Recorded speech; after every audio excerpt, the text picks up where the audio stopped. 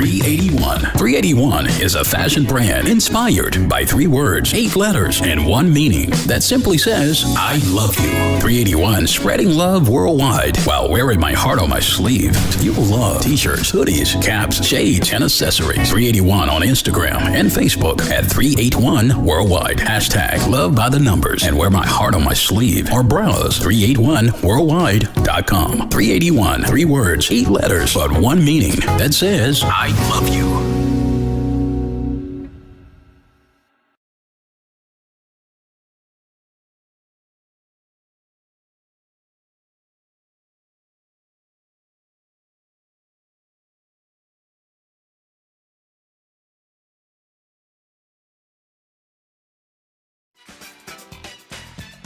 Wow! Welcome to this monster drink is crazy. Yo, Callie, explain to them how it was when I walked in here before I had this monster drink. Doc, you was real dry until you had this Monster Energy drink right here. I'm telling you, like, this is a picker-upper. I said I drank this monster drink. Y'all got to get with the program, champ.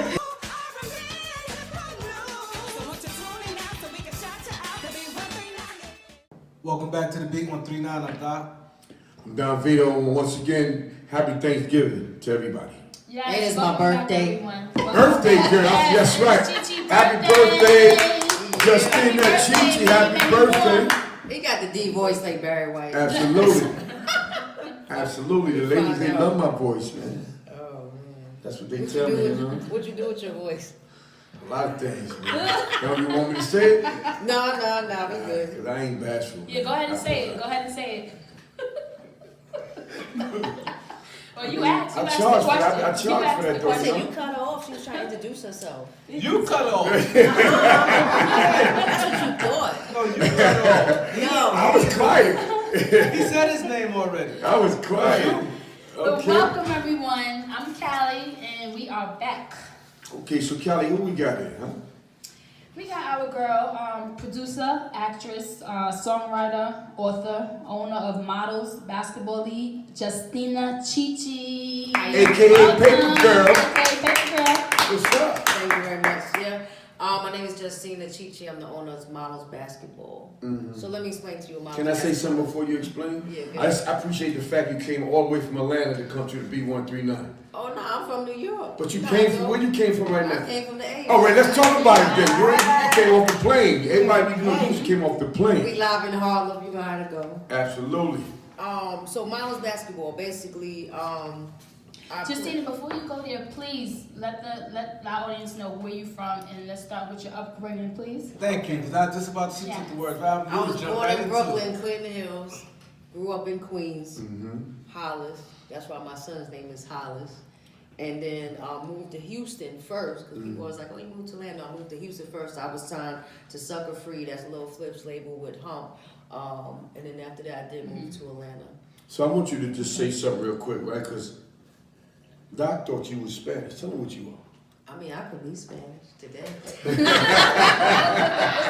Actually, I'm Irish and Nigerian. There you go. My father's Nigerian and my mother's Irish. Okay. They met at Pratt Institute right there in Brooklyn. That's a hell of a combination right there. And then I grew up in Clinton. So how was your upbringing, being that you got these two nationalities? Man, let me tell you how something. Was the food in your house? Forget the food. People are crazy and rude. You know, when I was in school, when I look back, people was calling me a cracker. They was calling me a zebra. It got to the point where I didn't even want my mother to come to the school. I was like, no, don't come, please. Please don't come. They gonna make fun of me. I was like the only half white girl in the whole entire school. Right. You know who I went to school with? Oh. Biggie Smalls. Oh, yeah? I lived on Cambridge. He lived on St. James around the corner. We went to PS11. Biggie Smalls is the illest. Yeah. Okay. You know, it was crazy. It was crazy back then. PS11, Satellite West, that was back then when people were snatching the lead patches off the back. They take your Shirley, you be on the bus, and then the back of the bus, they open the door like this, and they'll just snatch your Shirley off. It was crazy. We didn't even get to Harlem yet. Growing up, I always heard it was rough for having, like, when you mix, like, half-half. It's rough because, like, one half side of the family, you know, when they, start talking, They say, see, that's the, you know, the black side of you, that's the white side of you, the Spanish side of you. Cause I had a friend, and he said he'd never want to have like a racial baby, biracial. Wow. Biracial baby. He said because what he experienced. He said when he's growing up, but like when he's times go change, to the though. cousins. No, I'm just saying, like he's around our age. He said when his cousin, he goes to the house, he said he had a lot of little bad things for you on this side, and the same thing with that side. They'd be like, oh, these beans and rice, you know, because he's half Spanish. It's totally different. Like, and he said it was favoritism to other kids. Right. Like the whole, like, it's the whole totally Spanish different. side, So like he in said the it was a lot of favoritism. white side, you know, we want to go hiking, they want to go backpacking, they want to go to Germany, go to Italy, you know, see the architecture, the buildings, things like this, eating cottage cheese and everything is nice and rosy. And then you go onto the black side, they're like, yo, what's good? Yo, and then it's a fight, it's a shootout. You're like, oh, wait a minute, hold on, wait a minute. And then you're like, oh my God. And but it's still the best of both worlds. Yeah, so, you get the best of because you get to know a lot and stuff like that. I gotta agree with Doc though. Like back in the days, it was rough when you had like a biracial family. But today, a lot of things are more accepted, more people receive it better now. But back then, it was like, cause I had dated this Italian girl, you know, and I could never take her home or pick her up. You know what I'm saying? I had to meet at the restaurant. It's like, and sometimes when I took her to the restaurant, like 4 or 5 o'clock in the morning, and I worried about if she got home all right. But I like, yo, let me take you. She's like, nah, don't come to my house. I like you though. My family ain't trying to hear it. They ain't with that. I'm with it though. So he right. I'll never forget that too. I was like, damn, I can't take her home or pick her up. I got to meet at a designated area, man. The parents ain't want to hear it because they traditional. Yeah. They not trying to hear that. But, you know, she was with it. You know, we was good, though. Shout outs to her, man. I can put her name out there, you know. Hey, Mike, I met at the China Club. Remember the China Club, right? But anyway, back to you. So, growing up as a teen, so what schools did you go to? PS 11, Satellite West, that's in Fort Greene. It's bad. That's all I can say. It's just bad. I went to, so y'all from Harlem. Y'all know Washington Irving. I went to Washington. Whoa. You know what's so crazy? Like right now, they got social media. They talking about this person got killed, this person got kidnapped. They had a shootout in school. They been doing this. Yeah. Listen, it was a girl that got threw off the balcony at my school. There was guys that had shootouts in the hallway. It was all kinds of stuff. It was so bad. Let me tell you something. You had to sit like this and put your feet on the chair because the mice would run up under your chair when we was in class. Oh, wow. Yeah. It was bad. Washington Irving was downtown. Yeah, on 14th Street. 14th Street, like Listen, Union Square. I remember Union one Square, time. right? I remember one time. If y'all yeah. know the Decepticons, right? Yeah. They had I remember one time the Decepticons came. They shut the whole school down. There was 200 niggas outside, standing outside, and they was like, "Y'all better not come outside." And we was like, "We're not." When I say 200, no, we sat out in the building, looked out the window, we counted. It was 200 niggas there. And let me tell you what their goal was. They was either gonna rob you or they was gonna fuck you up. That was their goal. Their goal was to get money. I remember going in the train station, this guy had a rope chain, and a dude pulled out, blasted him in the train, on the A train, was shooting on the train, snatched his chain. He had half of his chain. He's like, I don't care, I still got half of my chain. You know, and that's how it was back in the day. Now, the Decepticons is crazy. I went to school with them. Like, and then they had the first 18. started, We had a lot of people from our school that was the 18. And the 18 is more like East New York. That was Brooklyn, and the Decepticons was more Crown Heights. Crown Heights. It was bad. And then, Actually, before I cut you off, sorry. now to bring back to Washington Irving, since y'all from Harlem, I know about Washington. I need to get this story solved. Get it solved. So when I went to Washington Irving, right, there was a boy there that went to school. Now, mind you, my birthday's in November, so I got to kindergarten, I was 4. So when I got to high school, I was 13. Most people are 14, 15. There was a boy there, his name was Darnell. I'm not gonna tell you his last name yet. Darnell. Me and Darnell was cool as hell because we was both short. And I lived in Brooklyn, and he lived on 137th. in Lenox, 137 Lenox. And I used to always come to Darnell's house. Always come up to his house. And Darnell used to have all the gold chains and everything. His brother had all this money, all his cars. And he was hustling. He was doing his thing or whatever. I mean, we was young. You know what I'm saying? So one day, Darnell got kidnapped. Darnell was in the hospital, Harlem Hospital. I went up there to see him. They was like, nah, you can't see him. It's fucked up. It's bad. You know, so I went to see his mother like, yo, what's up? And he's like, yo, it's terrible. Then he got kidnapped again by some Jamaicans, cut his finger off, sent it to the brother, whatever. That's Darnell Porter. Yeah. So mind you, it wasn't Jamaicans though. I go to school with this guy, right? That's Rich Porter's brother. But when I go watch the movie that says Rich Porter's brother, the one that Cameron did, they're like, his brother is 11. I'm like, no, couldn't be. Because I know exactly what he looked like. And he was like pinching 12, toe. 13, I think he was 13 because I was 13. But in the movie, they said he was 11. Nah, he's older. It's a movie. That's why they say it's a movie. So y'all from Harlem, maybe y'all could sweep it up and figure it out. Because I'm trying to figure out, because I'm sitting there like, he won't let me. That was a grown-ass boy. He was making money and hustling. And they try to make it seem like he was a little boy and, you know, and he was just, all timid. And then they kidnapped him. No, he was getting money. He was out there hustling, and they kidnapped him. I don't know about if he's getting money, but Rich was looking out for him. To my understanding. Well, you know what I mean. He wasn't a nerd. He was in the streets hustling. Nah, you know what I'm saying? His brother was looking out for him. But he still, no, he was selling drugs. I seen it. Have you seen it? Maybe he probably stole from his brother, but you know, my understanding people know that Rich went out his way to keep him out of that. So why in the movie did they say he was 11 when he was really 13 and hustling? And that's one thing you know about movies. I don't know exactly how old he was. Exactly. The facts is See, I don't know exactly how old he was. was. I never saw him. I know I was like maybe a couple of years older than him. No, I was much older than him. Hold up. You sure had to be, because I'm going to think about it, because you said you went to school with Biggie. Me and Biggie the same age. And I was much older because he got kidnapped in 90. I was 18, yo. Yeah, but like they said, the movies they always fabricate the story. No, but he was young. That's you shouldn't even.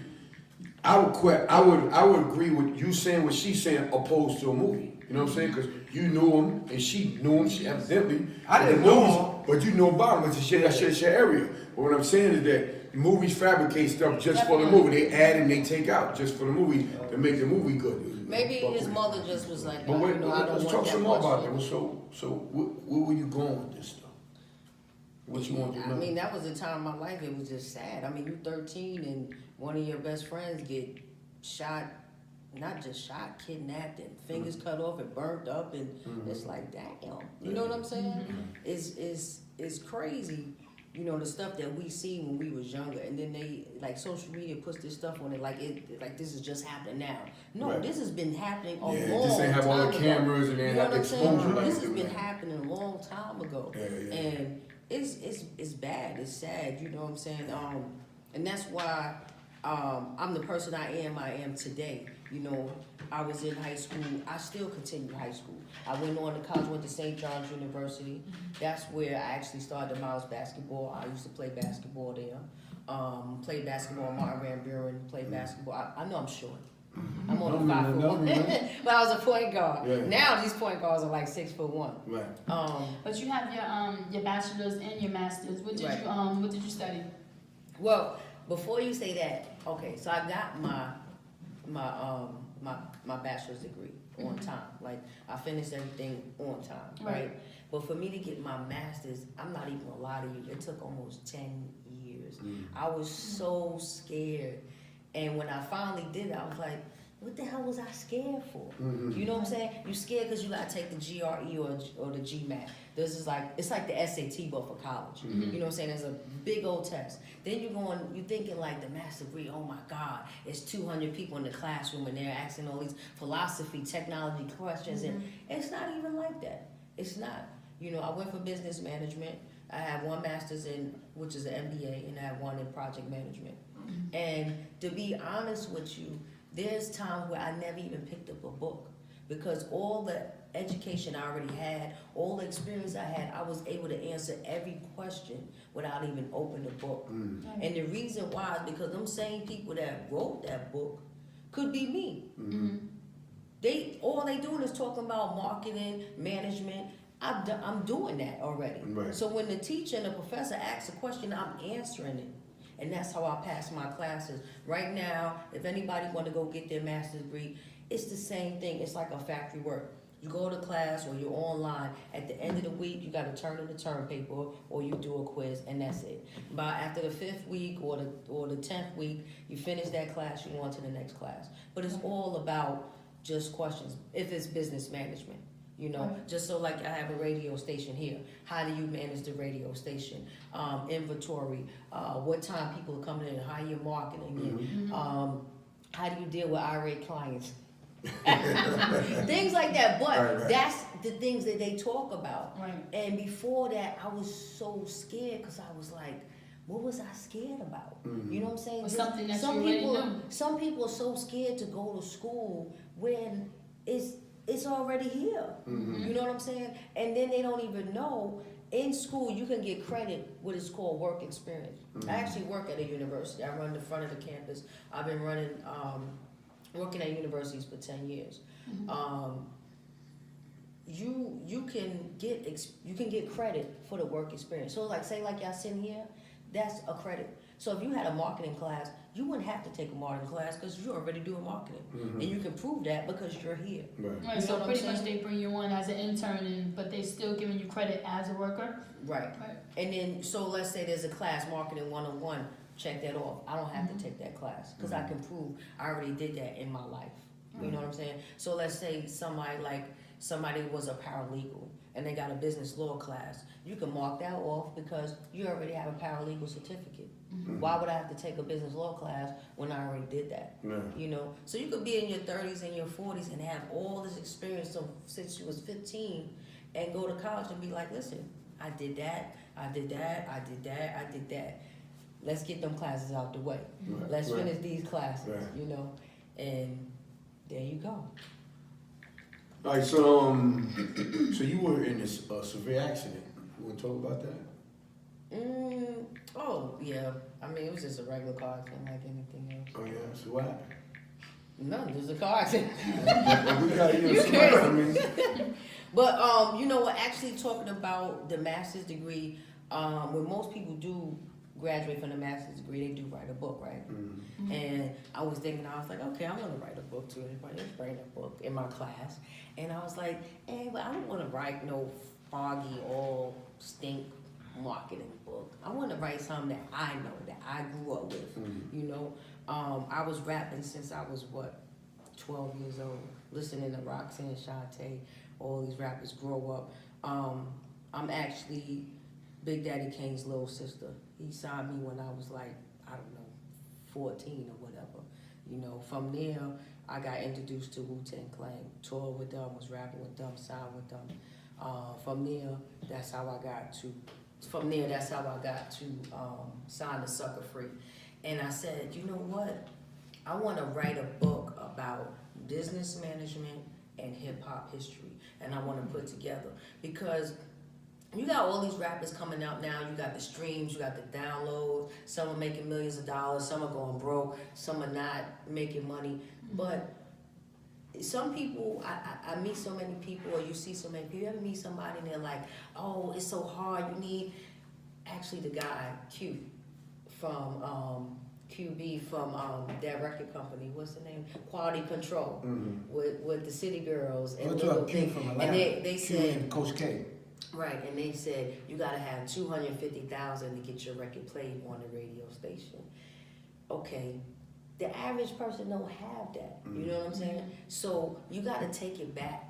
How did these people start to get from where they are? Because nobody's getting up in the morning and got $250,000. First of all, if I had $1 million, I'm not spending $250,000 on the radio. That don't even make sense. Right. Okay, that's not right business. Okay, you know what I'm saying? Because if you had $1 million and I gave you $250 and now I'm only left with the rest, Okay, what about the rent? What about insurance? What about the water bill, electric bill, gas bill? What about my staff? What about marketing and promotion? What about all this other stuff? So, right When off he the was saying top, 250, he was saying like throughout the U.S., not like one particular station. yeah, but when he said it, He's saying like a and- marketing plan. but when he said Like it in the minds of young people, they're saying 250. Mm-hmm. So in their mind, right now, they're gonna run out the street and probably sell drugs to try to get 250,000 to get their record play, and that's not right. Mm-hmm. So to take it back, where I graduated with my master's degree and I wanted to write a book, I wrote a book on hip hop business. How did these people start? When you take somebody like Puffy, you take somebody like Master P. How did they start? All these people's from the projects. Jay-Z is from the projects. They didn't have 250,000. Right. You know what I'm saying? Maybe later down the line they did. But how did they start? So when I wrote this book, Hold it's on, cool. and before you get into the book, because one thing our listeners, they hate when we skip past stuff. So when you just said, "Oh, I was signed to Big Daddy Kane," or "I was signed with Wu-Tang," can you get into details of the particulars when you was with Big Daddy Kane? Did you record songs? Did you have a song out? And then the transition, leaving Big Daddy Kane into the Wu-Tang Clan, what was the situation? What happened with that? Did you, what transpired? y'all want stories. Okay. No, it's not that. No. Of I course, got the want stories now. But the Okay. our listeners. So I we moved can't from get past Brooklyn. that. I moved from Brooklyn. I moved to Queens. In Queens, you know, they got the infamous Coliseum. You might not know. A lot of people know the I know Coliseum. Coliseum. That's where all the rappers and everybody bought just jewelry hang and out. stuff from there. So they had one shop that was called Shirt Kings. A guy named Fade. He was from Bronx. That's right. And they were down there, and I used to always be down there rapping. He was like, "Yo, you're dope. I'm gonna hook you up with somebody." So one day he called me. He's like, "Yo, come on." And I get on the train and go meet, and I'm like, "Oh shit, I'm in the car with Big Daddy Kane." So he's like, "Spit." So I spit. I can spit for y'all. Let me see. Light skinned shorty. I can't hear a rap right now because I gotta think of the story real quick. Take your time. I walked the store. Let me see. I can't even think right now because I gotta finish the story. The story is that I'm in the car, Big Daddy Kane. He's like, "Yo, you're dope. I want to put you in the studio." So he got not just only me, but Jay-Z and his brother and the guy. The guy, he actually went to school with me. No, the guy went to school with me in junior high school, and he's an actor. Right now he does like all the hospital things. I'll get his name though. He was in the movie with Tupac. Oh, Epps. Mike Epps. He used to Yeah, rap. yeah. It was him and Big Daddy Kane. Omar Epps. Epps. It was him and Big Daddy Kane's younger brother, and they were in a group rapping, and it was Jay-Z and it was me. And we'd be all in the studio doing rapping. Actually, Kane had a song called I Get Raw. I Get Raw. I did the backwards version of it called Let Me Start War. And to this day, it's so funny because he'll call me. He'd be like, "Yo, I got all your music on the, what the hell is that thing? Really? The 2-inch." He's like, "Yo, I got it in my storage. What you gonna do?" I'm like, who has a 2-inch recorder right now? Nobody. But you know should what I'm always get it. saying? I think you can transfer it. over. Yeah. But you know how that is. People are busy. We call them. Shit, that's classic. They ain't never too busy for that. So, Kane got with Teddy Riley, and he did that. I get the job done. I work, and he just blew up. So when he blew up, I was like, okay, I gotta go do something else. Moved to Long Island, and then that's when I met some people that were down with Wu-Tang. Mook Gibson was actually the road manager for Wu-Tang at that time.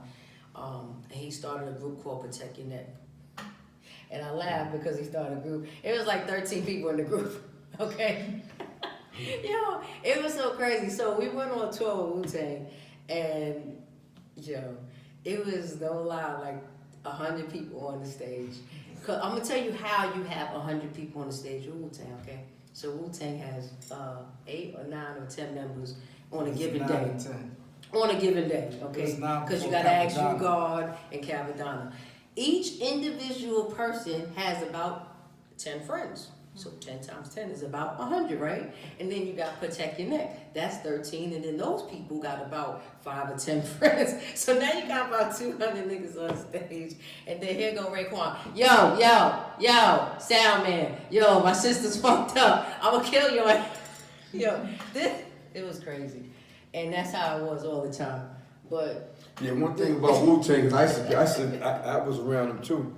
Like, you being at the show, you know what I'm talking about, Mike.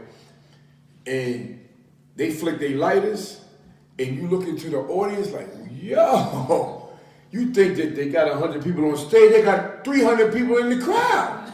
Because they flick the lighter, everybody flick their lighter. You see a bunch of lighters just flick like this. They light up the whole spot. You know, Wu-Tang Staten Island hit deep. And nothing better than happen tonight. They gonna tear something up in this joint. They supported the Wu-Tang Staten Island. I thought the whole Staten Island made it came, man. nah, but you know they got some parts of Brooklyn too. Yeah. Hold up, but what I want to know, so was you signed to Big Daddy Kane? Or you just was around? No. So actually, he took me to Arista Records and we tried to get a deal. He said he didn't like that deal. I think he went somewhere else to get me a deal. He said he didn't like that deal. And then, like I said, he got with old boy to do that song, Teddy Riley, get the job done. And then he just got big, and then, you know, when you're young and you're rapping, you just gotta keep it moving, you know. You gotta stick and move to the next So it was an easy transition to get with the Wu-Tang Clan because he was under no contract. No. Mm-mm. I mean, back in the days, it wasn't, I mean, it was just your word. It wasn't all about contract. Now, don't get it wrong. Don't get it wrong now. Don't get it wrong. Okay, so like I said, I did have my bachelor's degree. I went to 5 Towns College and I did get a bachelor's degree in music business management. So trust and believe, when I say I can write any contract and I can read any contract without even asking a lawyer, all right? So trust and believe, I already had my own ASCAP. I already got my own BMI publishing and everything. So I'm on top of everything. But you had a featured single with the Protect Your Neck? Yeah.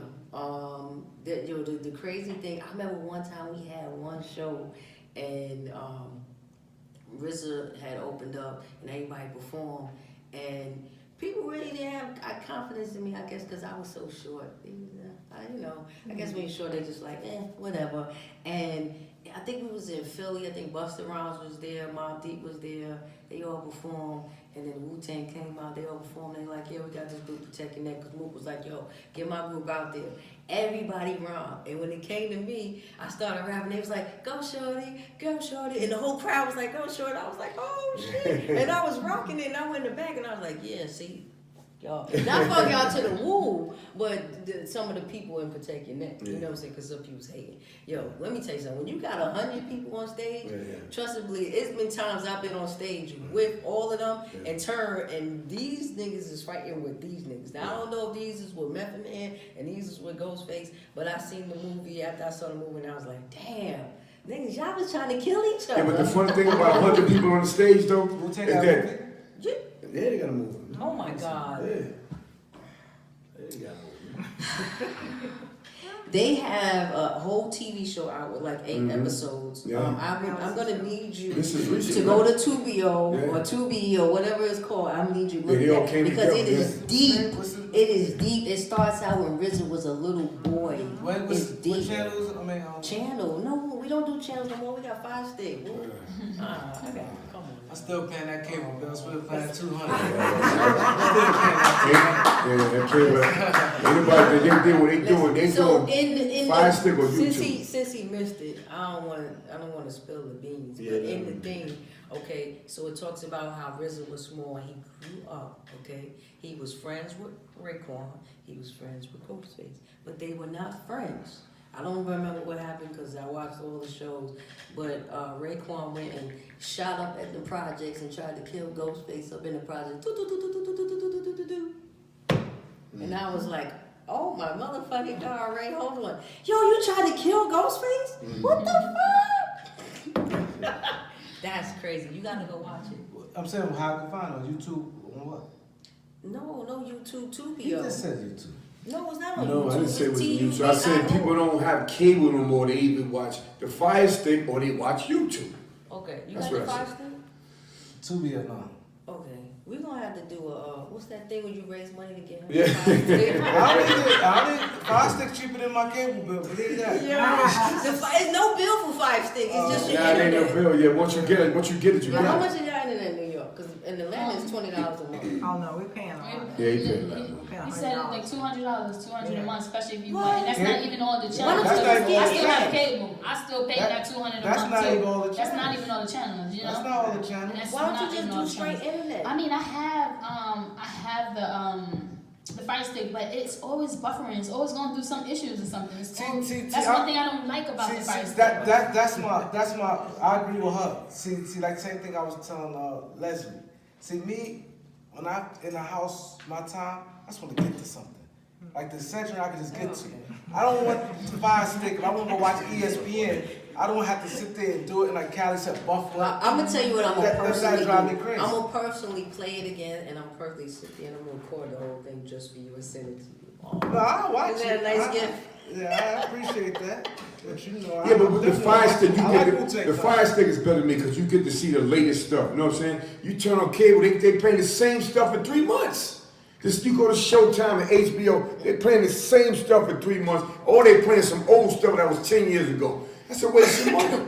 Cable is good for sports, you know. Lifetime. No. You get Lifetime on basic channel, they ain't talking about Lifetime. But I'm talking about, they play, because I had cable for a long time, but every time I turn, like, God damn, they still got this on. They play the Complaints. same things, but that's why you have to go on demand. The Right. same thing like The man ain't got the same newest thing stuff. like The Fire Stick, you get something that was in the movies right now. Let me you drop talking it. about? Guess what? Let me Guess drop what? a Somebody's jewel walking on right you in real front. quick. Somebody's No. walking right tucked That's the behind stuff you you. bought on 40 on Fort Road that you You know you got bought off different the people stand and all that. downloading. Now, You no, got it don't. They different don't. people downloading on the It's Fire clean. Stick. You know, it's like the movies. It's It's clean. not always clean. But It's It not always is let on me Fire Stick, drop a clean. jewel on you. Right, real Tom? quick. That's the Not joint always you bought in the clean. beauty You know, salon. foggy. That's the joint you bought in the It's beauty not salon bad. for the Asian lady came through and you bought one of those while you was getting your hair shampoo and all that. That's the one you got. That's the one.